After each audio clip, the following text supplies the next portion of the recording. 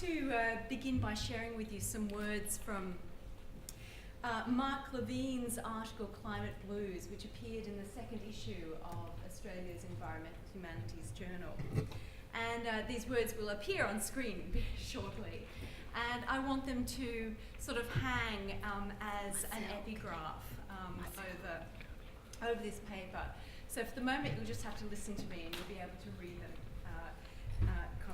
subsequently. So Levine says this: the challenge for scholars in the coming precious years lies in the degree to which we choose to link our disciplinary elaborations to urgent ethical responsibilities. The most fundamental of these, now as perhaps always, relates not only to matters of human conduct with each other.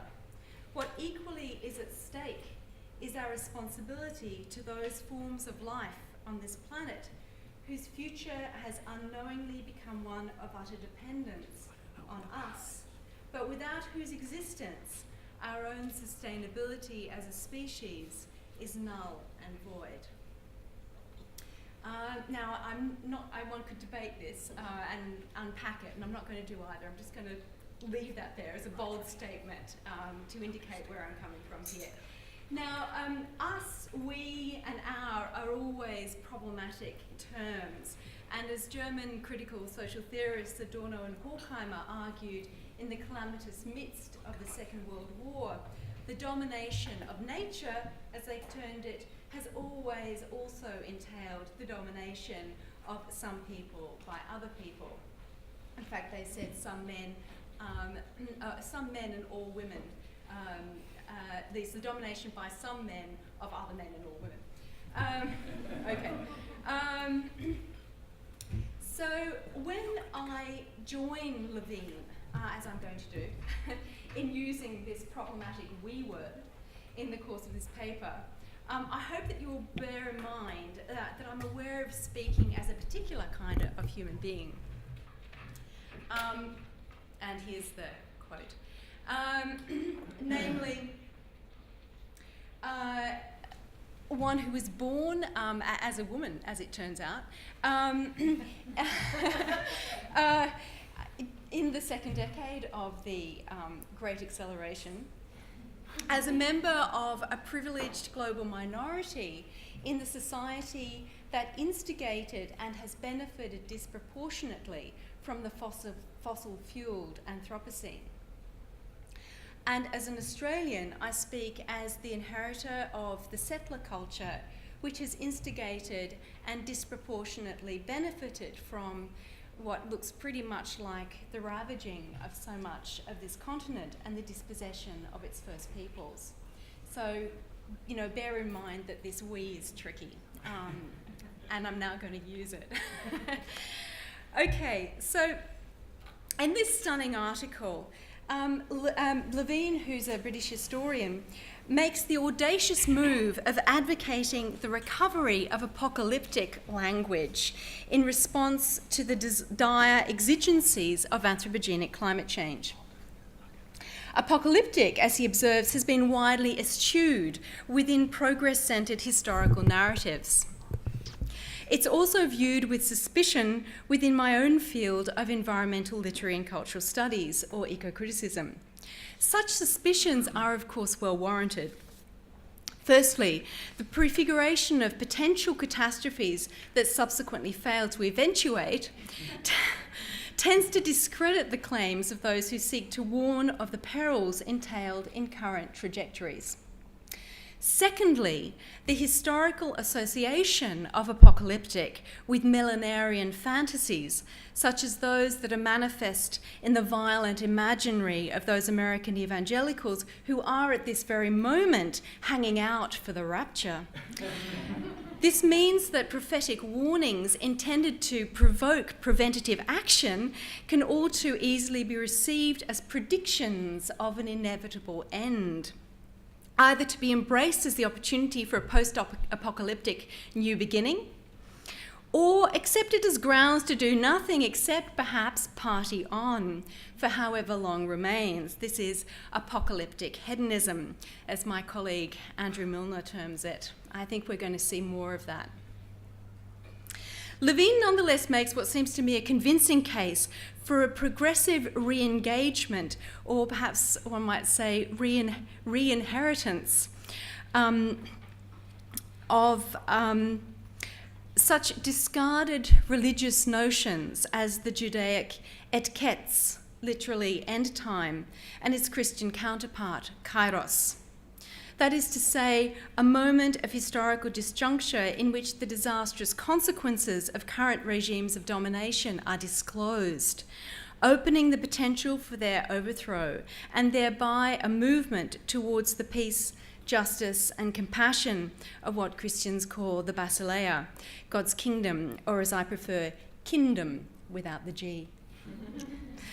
Etkets, or kairos, is crunch time, a moment of grave danger that also harbours liberating potentials. And it is the role of the prophetic imagination to effect the revelation, apocalyptine, that's all it means, apocalypse, revelation, that might enable the realisation of these potentials. Well, within contemporary culture, variously slanted prefigurations of the potentially catastrophic consequences of climate change are proliferating apace.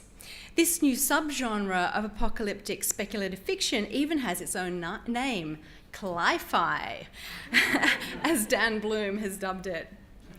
But you do not have to imagine the future in order to discern the impacts and feel the force of climate change. For anybody who has been following the increasingly grim IPCC reports, not to mention the less conservative estimates of individual climate scientists and research teams, the signature of climate change is clearly legible, not only in melting ice, rising sea levels, and the migration and dwindling of many species of plants and animals already hard-pressed, as we've heard, by other forms of environmental degradation, but also in the increasing frequency and intensity of extreme weather events.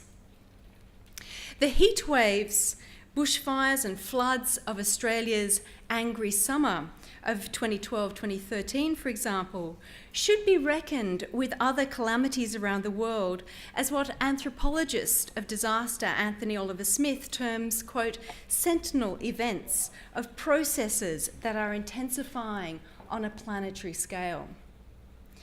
If, as he goes on to observe, the interpretation of the messages brought by these sentinels remains a crucial issue, then the analysis of the ways in which such disasters are framed within the narratives that are told about them represents a key role for the environmental humanities in this critical moment of the calamitous Anthropocene.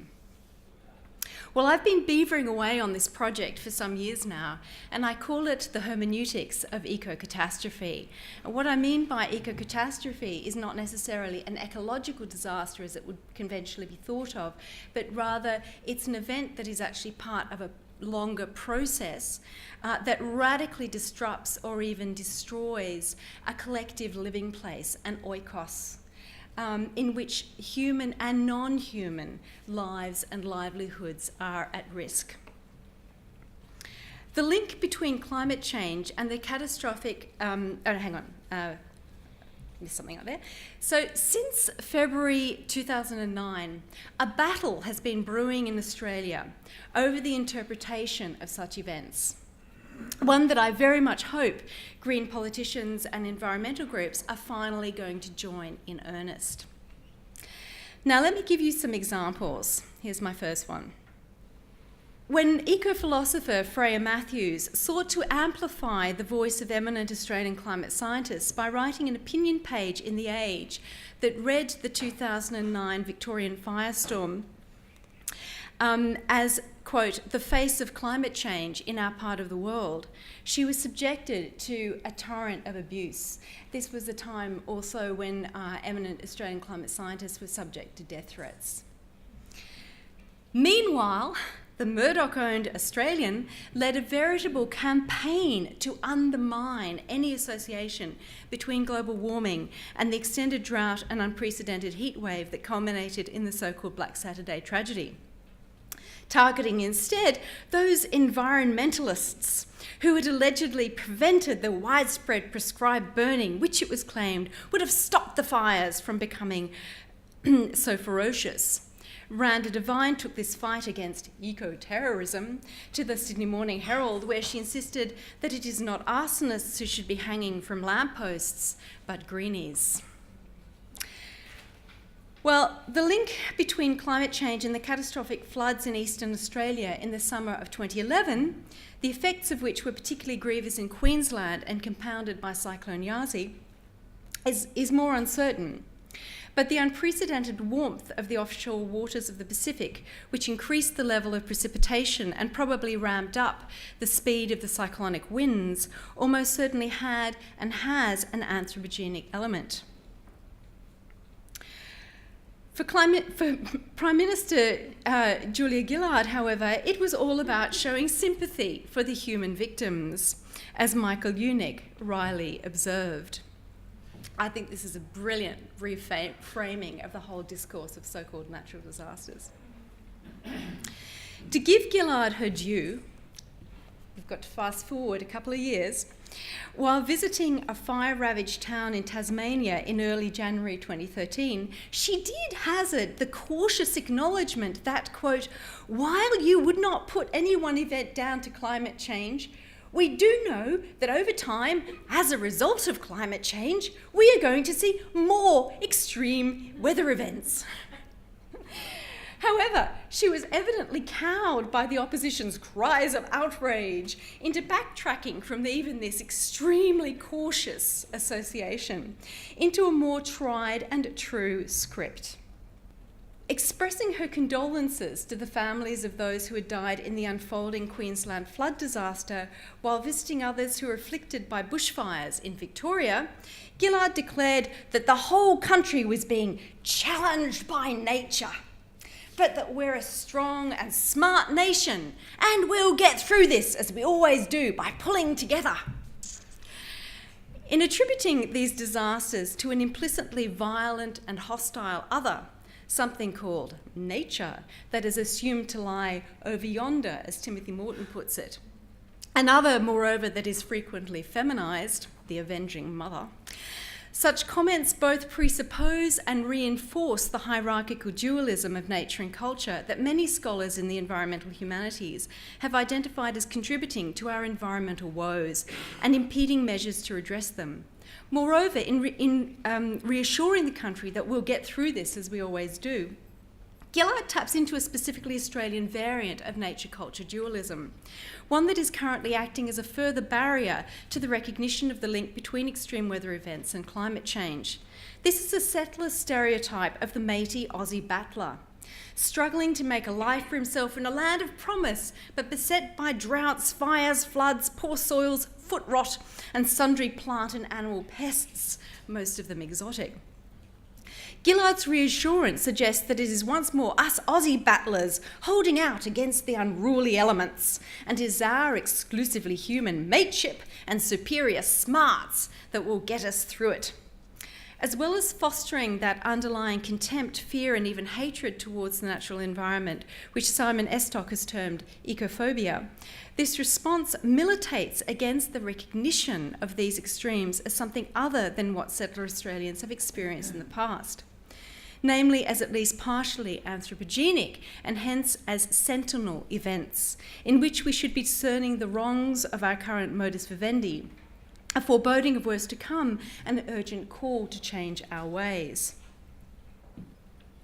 For those who are committed, for whatever reason, to resisting concerted climate change mitigation at the price of also impeding adaptation to intensifying and increasing extremes, it is crucial that the general public are prevented from joining the dots, as activist organisation 350.org exhorts us to do. Hence, Tony Abbott's depressingly predictable response to the unseasonable Sydney fires of late last year and to the deepening drought in parts of New South Wales. His claim that the UN Secretary General for the Framework Convention on Climate Change was talking through her hat is clearly extreme. Nonetheless, his sort of effectively denialist position it resonates. His task is made easier into preventing this connection by not only by the persistence of the Aussie battler trope, but also by the prevalence of the very concept of natural disaster. An outgrowth of the ontological, epistemological and ethical severance of nature from culture within the framework of what Michel Serres has termed the modern constitution, this dubious concept veils the inter and intra-action of various human and non-human actors and factors in the etiology, unfolding and aftermath of all calamities involving biophysical hazards. As Susanna Hoffman and Oliver Smith observe, and as environmental historians Stephen Pine, Tom Griffiths and Christine Hansen have amply demonstrated in the case of Australian bushfires, disasters spring from the nexus where environment, society and technology come together, the point where place, people and human construction of both the material and non-material meet. It is from the interplay of these three planes that disasters emanate, and in their unfolding, they re-implicate every vector of their causal interface. Unquote. As Cyclone Katrina showed so drastically, disasters often disclose and exacerbate pre-existing social injustices.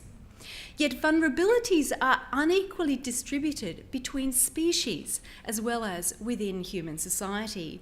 For example, some 700 flying foxes are estimated to have died in Melbourne alone as a result of the recent heat wave, in which birds, possums and vulnerable people also perished.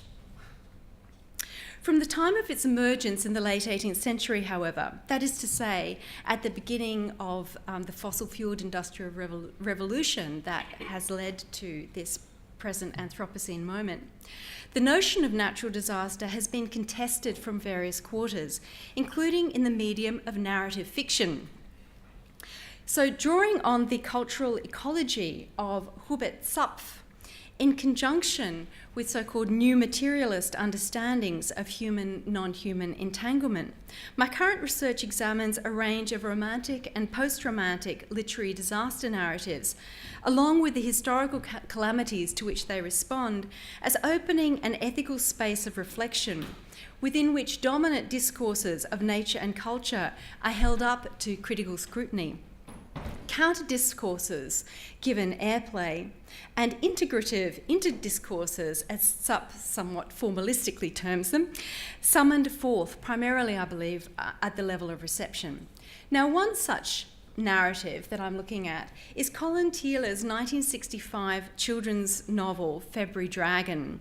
And in the remainder of this talk, I want to give a glimpse of how it might be reread eco-critically in the hermeneutic horizon of the Anthropocene. Now, this work was written for an expressly pedagogical purpose at the request of the South Australian Bushfire Research Centre for a target readership of late primary, early secondary school-aged children, and in the hope that Teeler could do for bushfire mitigation and preparedness what he had recently done for conservation of the Coorong in his award-winning novella Storm Boy of 1963. The title alludes to the colonial construction of bushfire as an antagonist to be manfully battled. You know, it's the George out there. One of several hostile features of the colonial earth. But the narrative itself actually targets settler Australian folly, very much in keeping, incidentally, with Judge Leonard Stretton's High Commission report on the 1939 Black Friday firestorm. In effect, Teeler demonstrates that while fire is certainly endemic to the Australian bush, it's only likely to become ferocious as a result of human actions. The text packs its pedagogical punch, moreover, by soliciting sympathy for its animal as well as its human victims. So, let me tell you about this book. How many of you have read it, by the way, February Dragon? Not too many. It's interesting. It's far less popular than Storm Boy. And it was put to me, actually, my attention was drawn to this by an American forest ecologist now working in Australia who'd read this, and he said that this ought to be in every primary school in Australia. All Australian kids should read this book. So I thought, oh God, I better read it. Okay, the central protagonists are three siblings growing up on a small farm on the edge of a large area of bushland known as the Big Scrub near the South Australian Victorian border. And their intimate involvement with their more than human environment is signalled by their name. These are the Pine Kids, whose nicknames are Resin, who's 12, Terps, who's 10, and Columbine, the little brother, who's 6. Unbeknownst to any of the characters, including herself, it is their Aunt Hester who inadvertently sets the titular February dragon on the rampage that not only destroys their home, killing all but one of their many and varied domesticated animals, or partially domesticated animals, but also bringing a violent end to their idyllic rural childhood. In the figure of Aunt Hester, Teela discloses what Oliver Smith calls the hazards of domination, hazards generated by the very project of human mastery that was meant to reduce human vulnerability to the forces of nature. Aunt Hester is married to the rural manager of the Instant Insurance Company, a metonymy for the combined economic and techno-scientific changes that were driving a new phase in the fossil-fueled industrialisation of Australian agriculture in the 1960s, transforming forever the older rural world that the children lose in the fire, and, ironically, contributing to the conditions that are now bringing worse droughts and fires to southeastern Australia. Hester, Stan and daughter Angelina live in the regional town of Summertown, 30 kilometres from Bottlebrush Farm. The suburban world that they inhabit is clearly contoured by the modern constitution.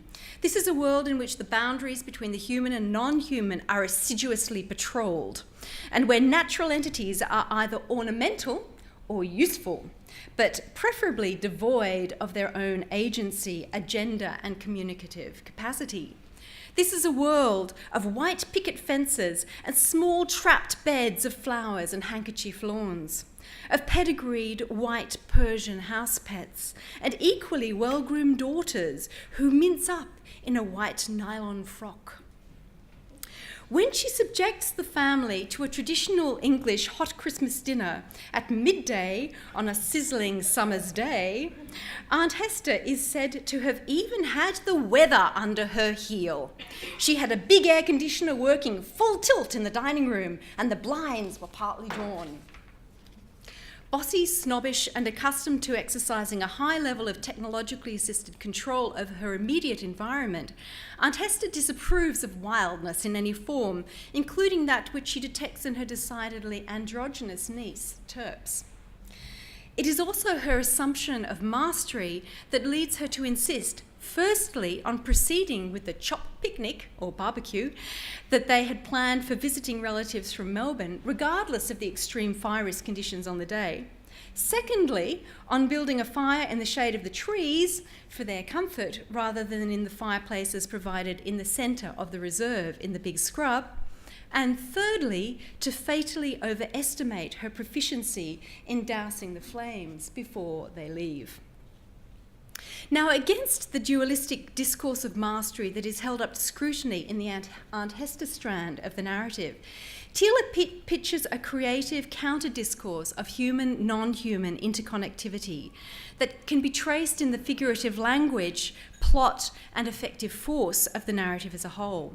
The quasi-animistic world that the Pine children inhabit might best be described with Jane Bennett as a world of vibrant matter, in which adventures are typically precipitated by non-human actants, principally animals, but sometimes also supposedly inanimate objects, such as the pesky tennis ball that flies into the barrel in which Columbine nearly drowns whilst trying to extract it.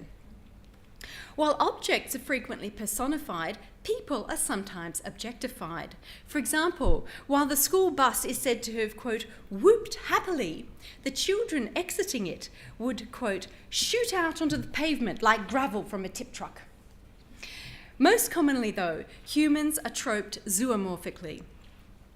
In addition to undoing human-animal, animate-inanimate dualisms at the level of narrative discourse, February Dragon also shows how a human and an animal can together become something other than what each is singly, in the description of Terps and her beloved pony Ginger, a gift for her 11th birthday, competing at the Gumbowie show. Quote, "The chestnut flanks and streaming tail of the horse shining in the afternoon sun, and Terps's blonde hair and light brown riding breeches blending so well that the horse and the girl seem to be a single creature. That they fall at the last jump, though, albeit without serious harm to either, is a reminder that human-non-human entanglement is always fraught with risk. As it turns out, it is their involvement with humans, specifically their confinement within humanly constructed spaces, that proves fatal for most of the children's pets when the fire comes through. And it is by means of his searing representation of their deaths and the children's grief that Thiele lends effective force to his pyro-pedagogical narrative. The first animal death that they encounter in the harrowing final chapter is that of their teacher's canary, Mr. Whistler, a wedding present from the Pine Kids, who had been, quote, locked in a cage so he couldn't escape, locked up till he was burnt alive. Their confinement sealed the fate of most of the animals at Bottlebrush Farm as well. Their old cat had been left in the house, which they returned to find burnt to the ground.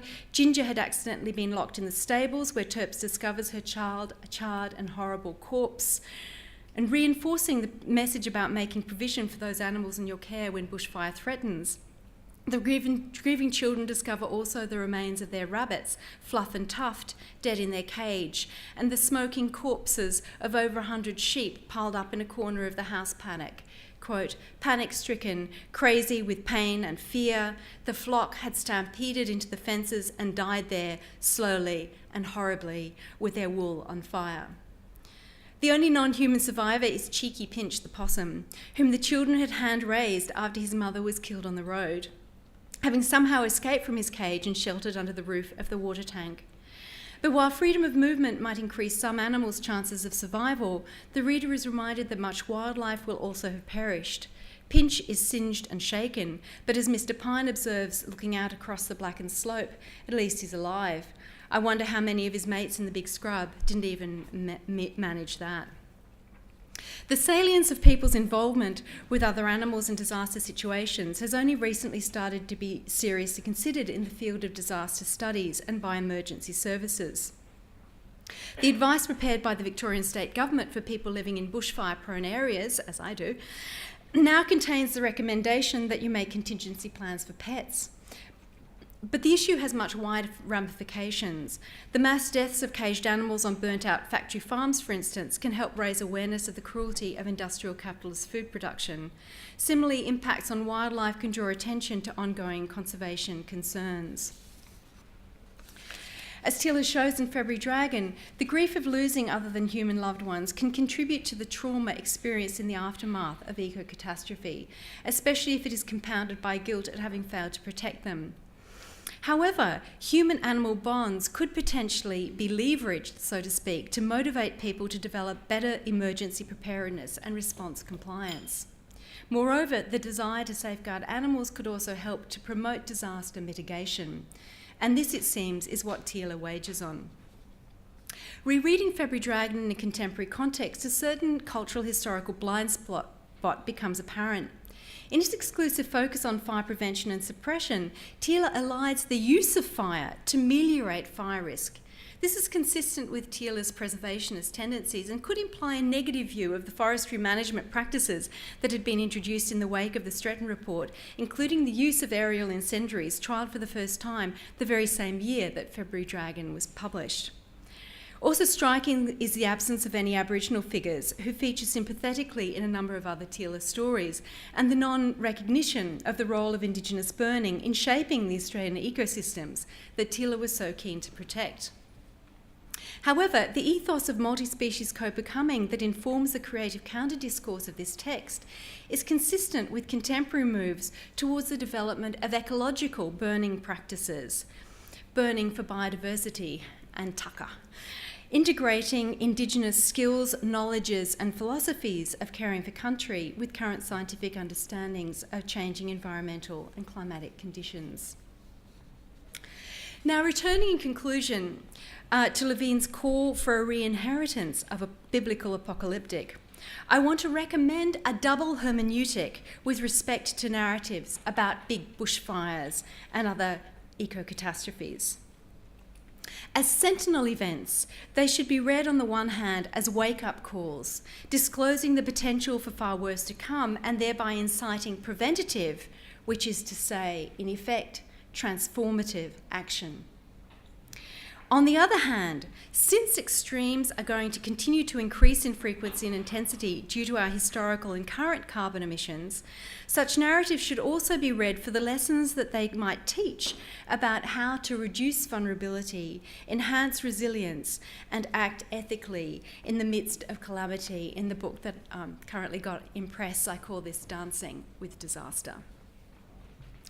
As I have stressed throughout, moreover, surely one of the central messengers of this kairotic moment in human relations with the living earth is that our ethical obligations extend not only to our own communities and our own kind, but also to those diverse others that we have corralled together under the name of animal.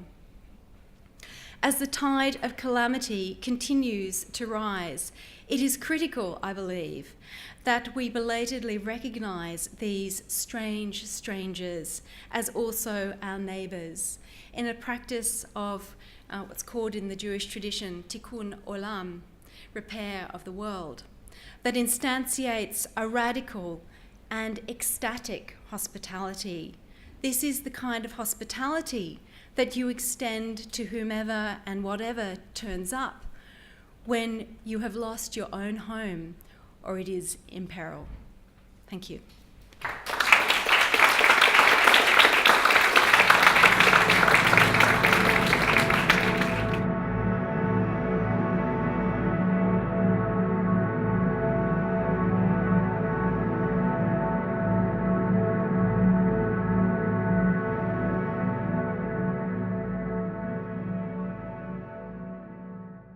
Society that instigated and has benefited disproportionately from the fossil-fueled Anthropocene.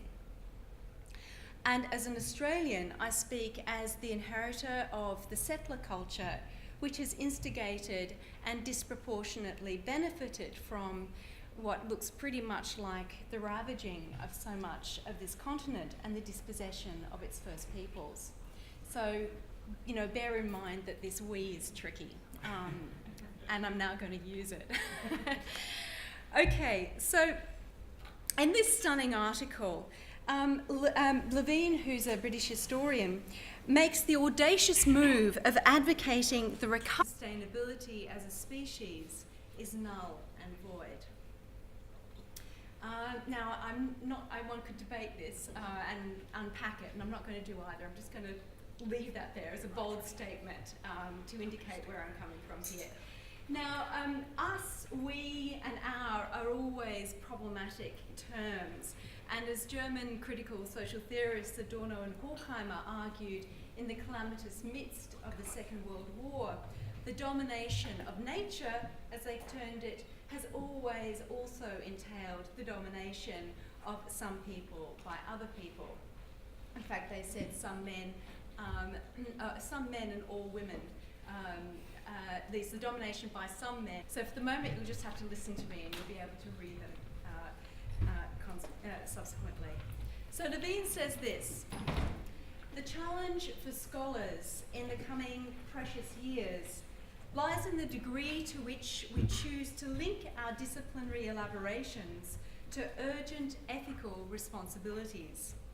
The most fundamental of these, now as perhaps always, relates not only to matters of human conduct with each other. What equally is at stake is our responsibility to those forms of life on this planet whose future has unknowingly become one of utter dependence on us, but without whose existence our own